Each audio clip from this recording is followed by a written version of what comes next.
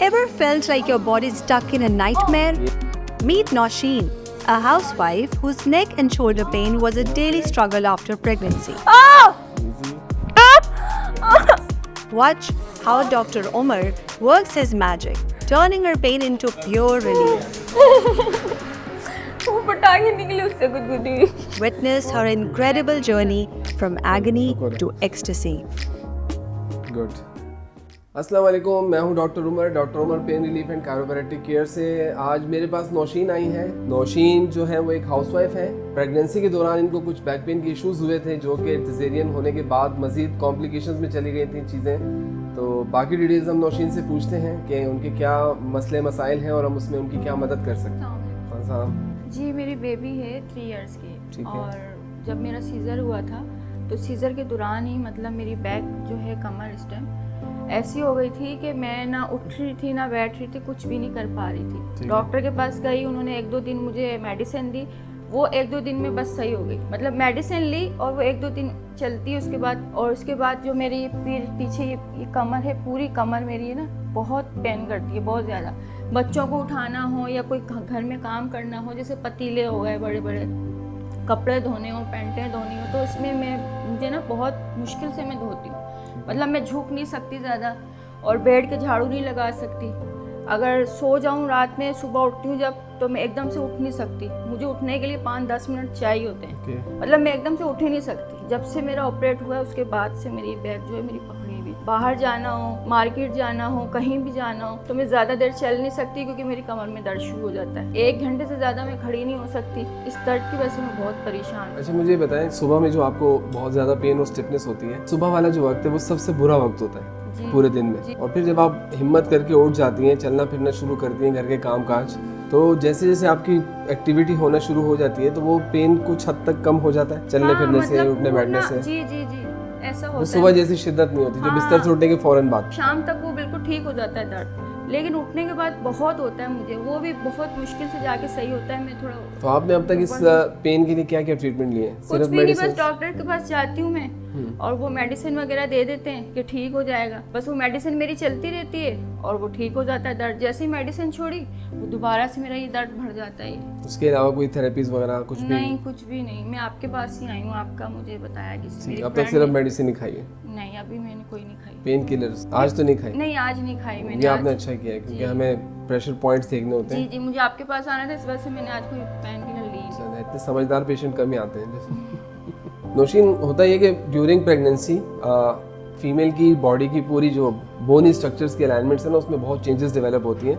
जैसे जैसे टाइम गुजरता है, आप आगे बढ़ते हैं प्रेगनेंसी में, तो चीज़ें टाइम टू टाइम जैसे जैसे आपका वेट बढ़ता जाता है आगे, तो उस वेट को कंपनसेट करने के लिए आप करती क्या है कि आप अपने आप को सीधा रखने के लिए यूँ अपने आप को कॉन्ट्रैक्ट करके रखती हैं बैक के मसल्स को। तो उन मसल्स को आप ओवर यूज़ कर रहे होते हैं जिसकी वजह से वो स्टिफ हो जाते हैं बहुत ज़्यादा। ठीक है, क्योंकि अगर आप ये ना करें तो आप फिर झुक जाते हैं। तो अपने पोस्चर को अच्छा मेंटेन रखने के लिए आपको बहुत एफर्ट करनी पड़ती है और ये बैक के मसल्स पे बहुत ज़्यादा स्ट्रेस आता है। नॉर्मल है, प्रेगनेंसी में बैक पेन सभी को होते हैं, लेकिन उस बैक पेन को फिर बाद में आफ्टर डिलीवरी या सिजेरियन कैसे मैनेज करना है वो एक बहुत बड़ा सवाल है हमारे यहाँ, हमारी सोसाइटी में। हमारे यहाँ आप अगर गायनोकोलॉजिस्ट को बताएं कि मुझे बैक पेन है बिफोर डिलीवरी या आफ्टर डिलीवरी, तो वो आपको मसल रिलैक्सेंट या पेन किलर्स दे देते हैं। हमारी पूरी बॉडी का स्ट्रक्चर आउट होता है, हमें उस स्ट्रक्चर को रीअलाइन करना है। आपकी अलाइनमेंट्स जो आउट हुई हैं हमें उसको ठीक करना है। उस दौरान आपके मसल्स में जो रिस्ट्रिक्शंस डेवलप हुई हैं, स्पैज़म्स आए हैं, हमें उनको क्लियर करना है। हमें मसल लेंथ इंप्रूव करनी है, मसल को फ्लेक्सिबल करना है, आपकी बॉडी की मोबिलिटी इंप्रूव करनी है। और उसके बाद मैं कुछ एक्सरसाइज वगैरह भी आपको समझाऊंगा जो आपको करनी चाहिए। ठीक है जी नौशीन, मैं अब कुछ मसल्स आपके चेक कर रहा हूँ। ठीक है, जिन जिन पॉइंट्स पे आपको ज़्यादा डिस्कम्फर्ट या पेन फील होगा मेरे प्रेशर देने से, तो आप उन्हें हाईलाइट करेंगी। पहले तो आप दोनों हाथ पीछे रखिए कमर पे। ठीक है, नेक को टर्न कीजिएगा इस तरफ, इधर। ये इससे ज़्यादा नहीं मोड़ रही, ये मैक्सिमम है ना? ठीक है, इसको यहाँ तक आना चाहिए। ठीक है, अब ये मस्कुलर स्टिफनेस आप देखें कितनी है, आपकी नेक की मूवमेंट देखें कितनी है। इधर आए, ये देखें, ये उससे थोड़ी सी बेहतर है बट ये भी नॉर्मल नहीं है। ठीक है, आपको ये नॉर्मल फील होती है? ठीक, ऊपर देखें, और ठीक है, ये बेहतर है। नीचे जाएं, स्ट्रेच करें पूरा नीचे तक, खींचे इसको। अब ये मुझे बताएं, ये देखें, ये पेन है सारा, ये सारा, ये इधर कम है, ये इस तरफ ज़्यादा हाँ, है, इधर सही ज़्यादा है, सीधे होकर बैठे, ठीक है, ये देखेंगे, ये यूँ करें ज़रा, ये हाँ ये अच्छा, ये शोल्डर ब्लेड तक आता है इसका इफेक्ट, ये पूरा ठीक है। अच्छा, लोअर बैक का बताइएगा ज़रा मुझे, इधर भी राइट साइड ही ज़्यादा अफेक्टेड आपकी, ठीक है। शोल्डर की आपकी जो मूवमेंट्स है वो कैसी हैं, राइट साइड वाले की कुछ इफेक्ट हो रही है कि नहीं? ऊपर उठाइएगा, पूरा ले जाए ऊपर तक ऐसे, इसमें कोई एंड रेंज में आके पेन तो नहीं हो रहा शोल्डर में? नहीं यूँ करें, रिलैक्स ऐसे करें, इसमें नहीं ये भी ठीक है, ये है, ये नहीं, ठीक है। ज़्यादा अफेक्टेड एरिया आपका वही है, राइट साइड है, जी जिसमें आपका ये अपर बैक पूरा, ट्रैप्स, आपका नेक। अच्छा, ये पेन आपके यहाँ से जो शुरू होते हैं, ये जब बहुत ज़्यादा शिद्दत इख्तियार कर जाते हैं तो ये यहाँ से आपके सर की तरफ या फेस की तरफ आते हैं? जी कैसा होता है? वो जैसे मैं कोई चीज़ खा रही होती है ना, तो उसमें फिर ये बहुत ज़्यादा दर्द हो रहा होता है मुझे इस ये साइड। पूरा यहाँ ये जबड़े जी, तक जी, आता है? ये भी जगह पूरी ये। ठीक है, ठीक है। अभी देखें ज़रा, इसको दबाने से आगे फेस की तरफ पेन आ रहा है? कहाँ पे? ये आ रहा है ना? ठीक है, ये ट्रिगर पॉइंट है, ये भी यहाँ से भी, इसका यहाँ आ रहा है नीचे, ठीक है। ये सब ट्रिगर पॉइंट्स हैं आपके मसल्स में, ये बेहतर हो जाएंगे इंशाल्लाह, ठीक है। इजी, ढीला छोड़ें, ओके। नाक से गहरी सांस लें, मुंह से बाहर निकालें, इजी, गुड, थोड़ा सा break, relax, easy, yes, easy, yes, easy, नाक से गहरी सांस लें, बस ठीक है, इजी, कुछ नहीं, कुछ नहीं, इजी, इजी, इजी, रिलैक्स,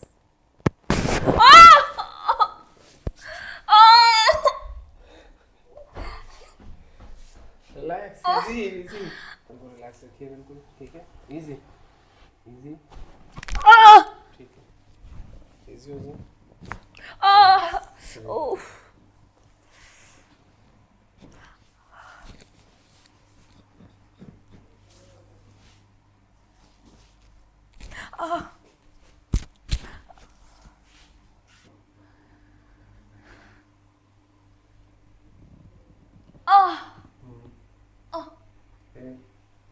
ऊपर जाओ,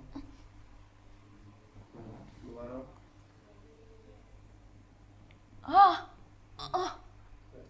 ठीक है, ठीक है, ओके, रिलैक्स,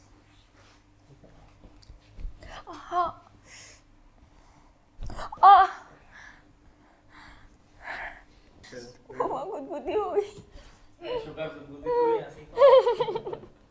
वो पटाखे निकले उससे गुदगुदी हुई। अब गर्दन मोड़ो इधर, और मोड़ो, अब देखो अब कहाँ तक आ रही है, ठीक है, इधर मोड़े। अच्छा नौशीन, अब गर्दन को इस तरफ मोड़े, चेक करें ज़रा, हाँ अब बताएं, सही। आप जब यहाँ तक था तो आप कह रही थी ठीक है ना, ये नॉर्मल है, ठीक है। अब बताओ ये नॉर्मल था या ये नॉर्मल है? ये ठीक है, इधर लाओ, ये अब रिवर्स गियर लग रहा है, पीछे दिख रहा है सब, ऊपर देखें, नीचे जाएं, नीचे करने में देखें अब यहाँ कोई खिंचाव फील हो रहा है? नहीं, ठीक है, सही है, छोड़ें।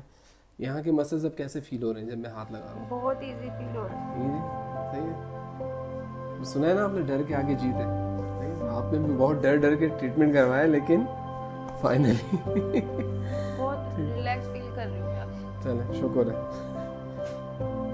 गुड जी। तो नौशीन का जो पेन था, जैसा हमने आपको बताया कि प्रेगनेंसी के दौरान इनको बैक पेन शुरू हुए थे, जो आफ्टर डिलीवरी और ज़्यादा कॉम्प्लिकेट कर गए थे, तो हमने उसका सेशन किया, पूरी पेन मैनेजमेंट किया, एडजस्टमेंट्स की, और अल्हम्दुलिल्लाह she is feeling much better, ठीक है।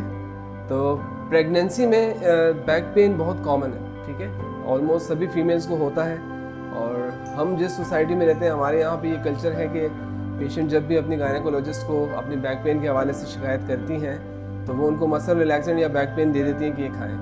तो तो मसल रिलैक्सेंट और बैक पेन इसका सोल्यूशन नहीं होता।